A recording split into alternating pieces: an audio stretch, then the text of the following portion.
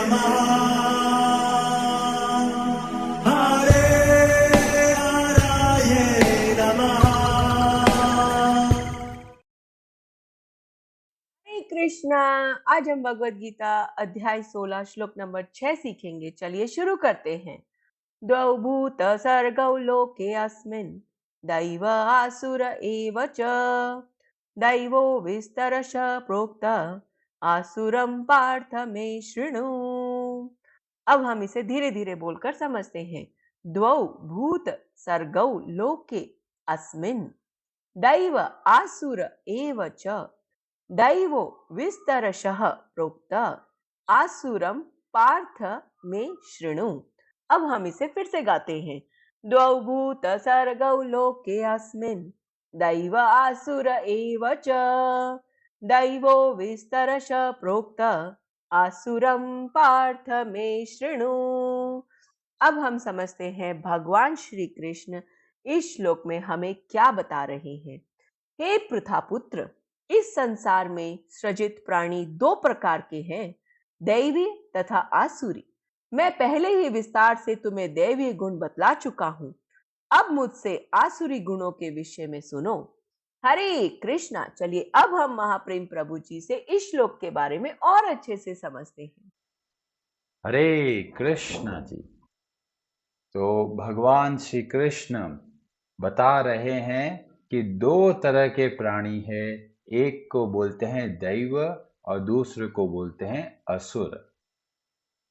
तो कई बार हमको लगता है कि जो असुर है उसका मतलब है कि कोई बड़ा भयानक चेहरे वाला होगा, दांत बाहर निकले हुए होंगे, सींग बाहर निकले हुए होंगे, नाखून बड़े हुए होंगे, बाल खड़े होंगे। तो ये सब लगता है कि ये है असुर। आजकल कहाँ होंगे असुर, पर वास्तव में भगवान श्री कृष्ण ने पहले जैसा बताया, गुणों के आधार पर निर्णय किया जाता है कौन देव तुल्य है और कौन असुर तुल्य है। तो ये सब खेल किसका है? गुणों का और अवगुणों का। अब आप देख सकते हैं कि हमारे अंदर भी बहुत सारे सद्गुण भी होते हैं और कुछ अवगुण भी होते हैं, और जो अवगुण होते हैं वो हमको राक्षस बनाते हैं और जो सद्गुण है वो हमको देव तुल्य बनाते हैं। तो हमें सबसे पहले खुद का विश्लेषण करना है, एनालिसिस करना है कि हमारे अंदर कौन कौन से सद्गुण है, कौन कौन से अवगुण है, और उन अवगुणों को कैसे दूर करेंगे ताकि हम अधिक से अधिक अपना समय सद्गुणों में व्यतीत करें। भगवान श्री कृष्ण ने बहुत अद्भुत तरीके से भगवत गीता में अपना हृदय की बात रखी। पूरे 18 अध्याय होने के अंत में भगवान श्री कृष्ण बोलते हैं 18वें अध्याय के 64वें श्लोक में क्या बोला गया? सर्व गुह्य तमम शृणु मैं परमम वचः। भगवान श्री कृष्ण इतना जोर देके बोलते हैं कि सबसे बड़ा रहस्य मैं तुमको बता रहा हूं, ध्यान से सुनो। क्यों बता रहा हूं? क्योंकि इष्टो असि में दृढ़म इति ततो वक्ष्यामि ते हितम। तुम्हारी भलाई के लिए मैं कुछ बोल रहा हूं, ध्यान से सुनो। और अगले श्लोक में बोलते हैं मन मना भव मद भक्तो मद्याजी माम नमस्कुरु मामे वैश्यसी सत्यम ते प्रति जाने प्रियोसी में। तो पूरी भगवत गीता का यहाँ पर सार हमको समझने को मिलता है। भगवान का एकदम स्पष्ट उपदेश है कि तुम भक्त बनो। किसके बनने हैं?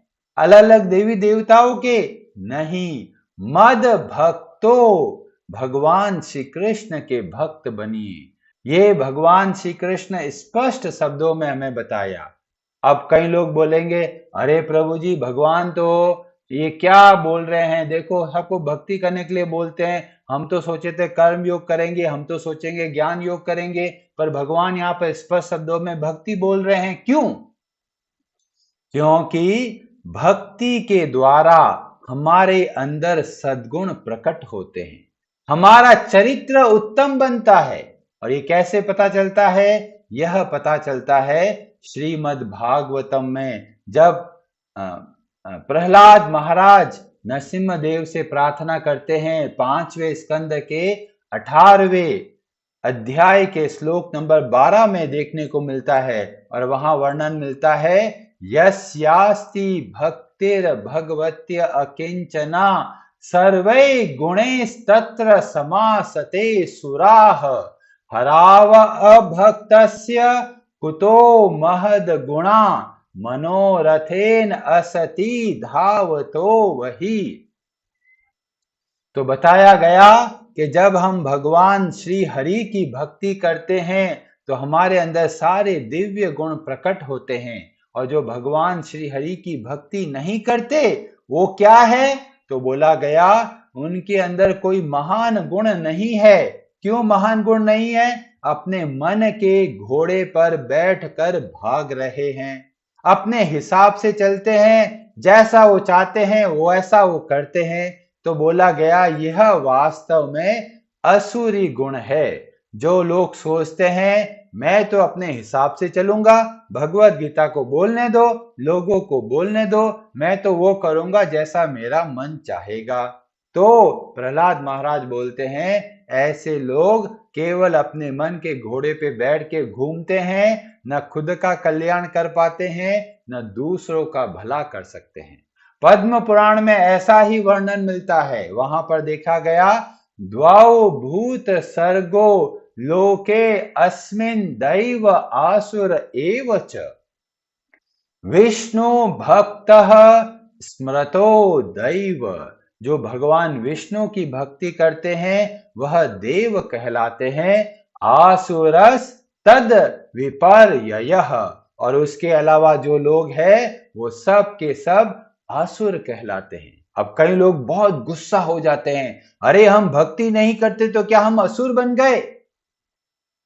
कि बिल्कुल शास्त्र के आधार पे आप देखेंगे और खुद के आचरण से भी पता चलेगा। क्यों? क्योंकि सारी संपत्ति भगवान की है। यह शरीर किसका है? किसने दिया है ये शरीर? हम जो संपत्ति को अपना समझ के बैठे हैं वो किसकी संपत्ति है? तो यह वर्णन हमें मिलता है ईशोपनिषद में। ईशोपनिषद में पहला मंत्र मिलता है, वहां बताया गया ईशावास्यम इदम सर्वम, ये सब कुछ भगवान की संपत्ति है। और जो लोग भगवान की संपत्ति को खुद का समझकर दुरुपयोग करते हैं वे वास्तव में असुर कहलाते हैं। और इसीलिए जो लोग समझते हैं हम भक्ति नहीं करते तो क्या हुआ, हम दान देंगे। अरे भाई ये बताइए दान करने की क्षमता कहां से आई? ये बताइए शरीर क्या आपका खुद का है? क्या ये किडनी आपने बनाया है? पर लोग क्या होता है, उनके हृदय में ग्रेटिट्यूड नहीं होता, कृतज्ञता नहीं होती, और इसीलिए वे असुर कहलाते हैं। जिसके अंदर कृतज्ञता होती है वे वास्तव में देव तुल्य है। और कृतज्ञता का पहला भाव है भगवान श्री हरि की भक्ति करना, क्योंकि भक्ति का मतलब है कृतज्ञता। हे भगवान, सब कुछ आपकी कृपा से मिला है और आपकी सेवा में ये सब कुछ लगेगा, तो इसी को तो बोलते हैं भक्ति। तो जब कृतज्ञता व्यक्त करते हैं तो वास्तव में हम देव तुल्य बनते हैं, और जब कृतज्ञता को भूल जाते हैं तो हम असुर बन जाते हैं। 10वें अध्याय के 8वें श्लोक में भगवान श्री कृष्ण बोलते हैं, अहम सर्वस्य प्रभवो मत्तः सर्वम प्रवर्तते, सब कुछ मुझसे प्रकट होता है। इति मत्वा भजन्ते माम, जो इसको अच्छे से समझता है वो क्या करता है, भजन्ते माम बुधा भाव समन्वितः। तो भक्ति का सबसे सरल मतलब है कृतज्ञता। हे भगवान, ये शरीर आपकी संपत्ति है, ये परिवार आपकी संपत्ति है, ये घर आपकी संपत्ति है। जब भगवान की संपत्ति है तो भगवान की सेवा में लगाइए, बस यही तो शास्त्र बोलते हैं। पर लोग क्या करते हैं, भगवान की संपत्ति ले लेते हैं और खुद के मजे के लिए वो सारी संपत्ति का दुरुपयोग करते हैं और इसीलिए वे असुर कहलाते हैं। क्यों? क्योंकि जो गुण है कृतज्ञता का, अगर वह गुण नहीं है तो बाकी गुण कोई ज्यादा काम के नहीं है। ये ऐसा है जो चोर का गुण होता है। चोर क्या करता है, दूसरे की संपत्ति को ले लेता है और बोलता है अरे मेरी प्रॉपर्टी है ये। ऐसे ही जो लोग भगवान के प्रति कृतज्ञ नहीं होते वो वास्तव में असुर कहलाते हैं, क्योंकि वो भगवान की संपत्ति को खुद की संपत्ति समझकर और उनका उपभोग करते हैं, उनको एक्सप्लॉइट करते हैं। और कैसे पता चलता है, हम अपने आचरण से देखने को मिलता है, बहुत सारे उदाहरण से देखने को मिलता है। जैसे कि रावण भगवान की संपत्ति को खींचना चाहता है पर भगवान की भक्ति नहीं करना चाहता। ऐसे ही बहुत सारे लोग हैं, खासकर दूसरों को छोड़िए, आप खुद अपने अंदर झांक के देखिए कि आप कितना संपत्ति को, अपने शरीर को भगवान की संपत्ति समझते हैं या खुद की संपत्ति समझते हैं। कई लोग जीभ के दास होते हैं, मतलब उनको पता है अरे ये चीज खाऊंगा तो मेरे लिए नुकसानदायक है, पर फिर भी जीभ हमको खींच कर लेके जाती है और हम न चाहते हुए भी वह चीज खा लेते हैं और बाद में दुख पाते हैं। तो वास्तव में क्या है, ये असुरी गुण है। क्यों असुरी गुण है? क्योंकि भगवान की संपत्ति है यह शरीर और हम लोग अपने जीभ के स्वाद में आकर इस शरीर को नुकसान पहुंचाते हैं और इसलिए यह असुरी गुण कहलाता है। तो आप चेक कीजिए आपके अंदर कौन कौन से अवगुण है, कौन कौन सी बुरी आदतें हैं, क्योंकि ये बुरी आदतें आपको इस संसार में और बांधती है। तो जो दैव प्रकृति के हैं, जिनके अंदर सद्गुण है, वो सारे के सारे सद्गुण नहीं होते, किसी के अंदर थोड़े थोड़े अवगुण भी होते हैं। तो ये हम सब की ट्रेनिंग है। हमारी जो बुरी आदतें हैं उनसे बाहर निकलने का हमको प्रयास करना है और जो हमारे अच्छे गुण है उसको और अच्छे से हमको उसका पालन करना है। इस तरीके से जब हम कार्य करेंगे तो हमें पता चलेगा कि इवन वास्तव में हम सदैव भगवान के लिए ही हम लोग व्याकुल थे। अभी हमें क्या करता है, हम भोगों के पीछे भागते हैं, संसार के सुखों के लिए भागते हैं और वही हमको इस संसार में बांधता है। और जितना हम संसार के सुखों के लिए भागते हैं उतना हम भगवान को भूलते चले जाते हैं और जब हम भगवान को भूलते चले जाते हैं तो यह हमारे अंदर आसुरी गुण प्रकट होने लगते हैं। क्यों? भगवान के संरक्षण में असुरी गुण नहीं रह सकते। इसीलिए जब हम भगवान का स्मरण करते हैं, जब हम भगवान की भक्ति करते हैं, तब हमारे अंदर प्रकाश प्रकट होता है, जिससे हमें चीजों के बारे में सही तरह से पता चलता है और जिससे के द्वारा हम अपने शरीर का अच्छे से सदुपयोग कर पाते हैं। आप खुद देखिए आपके अंदर कौन कौन से ऐसे अवगुण है जो हमें संसार की ओर लेके जाते हैं, संसार के सुखों की ओर भगाते हैं, और वो सब के सब अवगुण है। जो हमें भगवान की ओर प्रेरित करते हैं वो सारे के सारे सद्गुण है। और जो गुण हमें ना इधर लेके जाते हैं ना हमें उधर लेके जाते हैं वो हमारे किसी काम के नहीं है, क्योंकि गुणों का मतलब है कि हम भगवान की ओर आगे बढ़े। अब कई लोग बोलेंगे अरे प्रभु जी हर वक्त भक्ति के बारे में बातचीत करते रहते हो, भक्ति करके हमको मिलेगा क्या, क्यों करें हम भक्ति? तो भगवान श्री कृष्ण बोलते हैं हम भगवान के अंश हैं। ममैवांशो जीवलोके जीवभूतः सनातनः। हम भगवान के हैं और जब हम भगवान को भूल जाते हैं तो ही हम इस संसार में फंस जाते हैं और फिर दुखों को पाते हैं। क्यों? जब भगवान से दूर होते हैं तो भगवान की माया बहुत प्रबल हो जाती है और भगवान की माया में आकर हम भटक जाते हैं और हम सोचते हैं हम ही ईश्वर हैं, हम कंट्रोल करेंगे, हमारी इच्छा से कार्य करेंगे। क्यों? क्योंकि भगवान की जो माया है बहुत बहुत कठिन है। भगवान श्री कृष्ण बोलते हैं 7वें अध्याय के 14वें श्लोक में, दैवी येषा गुणमयी मम माया दुरत्यया मामेव ये प्रपद्यन्ते मायाम एताम तरन्ति ते। जो व्यक्ति भगवान का आश्रय नहीं लेता, खुद का आश्रय रखता है, वो वास्तव में भगवान की माया के द्वारा बंध जाता है। और इसीलिए भगवान बोलते हैं, अरे तुम मेरे आश्रय में रहो, किस बात की चिंता है? जब मेरे आश्रय में रहोगे तो माया कुछ नहीं कर सकती। क्यों? जो भगवान का आश्रय रखते हैं, भगवान बोलते हैं माया कभी भी उनको ठेस नहीं पहुंचा सकती। क्यों? क्योंकि जो माया है वो किसकी है? भगवान की है। दैवी येषा गुणमयी मम माया दुरत्यया। अब कई लोग एक और प्रश्न करेंगे, अरे प्रभु जी, हमको तो अंश बना दिया, हमें तो जबरदस्ती भगवान की सेवा के लिए बोला जाता है, हम क्यों सेवा करें? हम सेवा नहीं करना चाहते। तो बोलते हैं, अरे भगवान की सेवा करते हैं तो भगवान बोलते हैं, अरे मैं उनका दास बन जाता हूं। तो भगवान तो सेवा के माध्यम से हमें बोल रहे, अरे तुम मेरे स्वामी बन जाओ। भागवतम में वर्णन मिलता है, भगवान श्री हरि बोलते हैं, अहम भक्त पराधीनो। भगवान हरि बोलते हैं, अरे मैं मेरे भक्तों के अधीन हूं। तो जब आप भक्ति करते हो तो भगवान को अपने वश में कर सकते हैं। तो भगवान आपको भक्त बनाकर अपने स्वामी बनाना चाहते हैं। और हम लोग बोलते हैं, अरे नहीं नहीं नहीं, हम भक्ति क्यों करेंगे, हम तो दान देंगे, हमारे पास बहुत पैसा है, हम तो सहायता करेंगे लोगों की।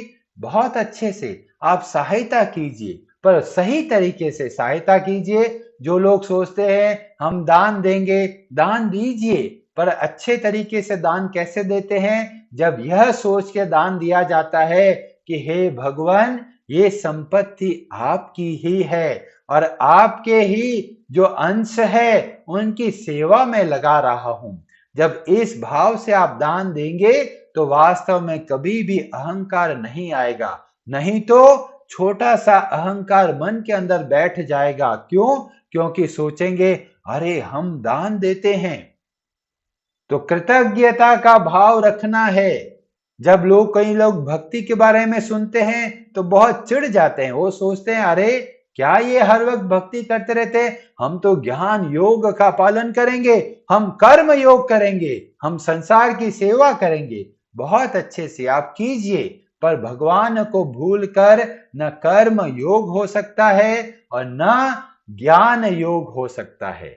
जब भक्ति करते हैं तो कर्म योग भी संभव है और ज्ञान योग भी संभव है, क्योंकि केवल भक्ति के द्वारा हम भगवान को समझ सकते हैं। जब भगवान को समझते हैं तो भगवान की सेवा के लिए स्वतः ही हमारा मन आता है। क्यों मन आता है?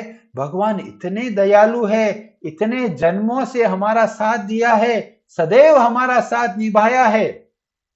ऐसे दयालु भगवान को छोड़कर हम न जाने क्यों भगवान से ही द्वेष करने लग जाते हैं। वे हमारे इतने हितैषी है, हमारे लिए सब कार्य करते हैं, पर बहुत सारे लोग ऐसे हैं जो भगवान श्री कृष्ण से द्वेष करते हैं, घृणा करते हैं। वो सोचते हैं, अरे इतने सारे भक्त भगवान हैं, किसी की भी सेवा कर लो, क्या फर्क पड़ता है। यहाँ पर भगवान श्री कृष्ण हमारी पहचान बताते हैं। हमें बताया है, अरे हम भगवान श्री कृष्ण के सनातन अंश है। किसी भी देवी या देवता ने हमको ये नहीं बताया कि हम कौन हैं। केवल भगवान श्री कृष्ण भगवत गीता में बताते हैं, अरे तुम मेरे अपने हो, मैं जो कार्य करता हूं तुम्हारी भलाई के लिए करता हूं। जैसे माँ का हर कार्य क्या है? बच्चे की भलाई के लिए है। ऐसे ही जब भगवान बोलते हैं मन मना भव मद भक्तो, तो जब हम ऐसा करते हैं तो भगवान हमें असुर बनने से बचाते हैं। और इसलिए आप बहुत अच्छे से कृतज्ञता का भाव रखें, हे भगवान, सब कुछ आपकी कृपा से ही हो रहा है और आपकी ही संपत्ति है, उनका आप सदुपयोग कीजिए, उपभोग मत कीजिए, उनका उपयोग कीजिए। ये सारी वस्तुएं भगवान की संपत्ति है, उनकी सेवा में लगाना है। हरे कृष्णा जी। आप सबका बहुत बहुत धन्यवाद। हरे हराये नमः।